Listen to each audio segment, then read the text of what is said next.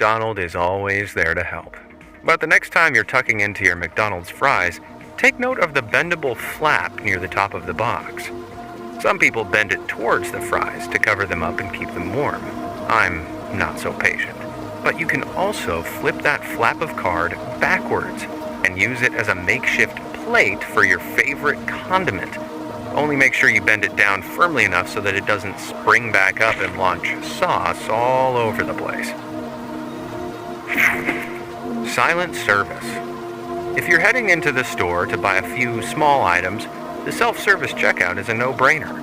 It's often faster than waiting for people to unload their shopping carts, with the added bonus of keeping awkward human interaction to a bare minimum. However, that loud, overly self-assured voice commanding you over and over again, "This can now be placed in your bag," really grinds my gears. I had no idea you could actually turn it off. Next time you're being verbally assaulted by the politest voice possible, take a closer look at the screen. There's often a volume button at the bottom, which, if you touch, should mute the insufferable speaking once and for all. Now, this button isn't on all machines, but with any luck, your local stores will have it. And as you check out your shopping in blissful silence, all the other shoppers are guaranteed to be checking you out in jealousy. Although that might undermine the whole avoiding attention thing. Mysterious micro mesh. Microwave ovens are a staple of the modern kitchen. Capable of cooking food far faster than conventional ovens, they were a game changer when they first hit the scene back in the mid-20th century. But have you ever wondered why every microwave has that annoying black mesh over the door so you can't even really see the food you're cooking? Well, turns out that if it wasn't there, you'd be in a situation that's a whole lot worse. That's because the mesh actually blocks harmful microwave radiation from being blasted straight through the door and onto you. Microwaves emitted by the oven can pass through the glass door, but they can't pass through metal.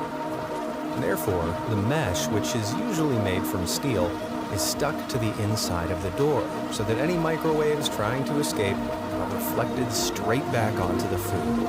Now, considering the well-known dangers of putting metal stuff like aluminum foil in the microwave, you may be wondering how microwaves avoid catching fire if they already contain so much metal. The answer is they're designed in a way that avoids any sharp tips or thin internal edges, as these are the things that cause metal to emit electrical arcs and other electrical phenomena likely to cause a fire. The mesh in your oven is just the right shape and position that it doesn't arc at all. And the holes in the mesh are small enough that most of the microwaves can't get through, while still allowing you to impatiently peek at your food.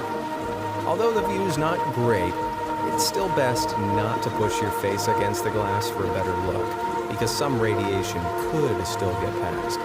And there's nothing that'll ruin your day quite like accidentally cooking your own eyeballs. Towel trickery. We've all been there.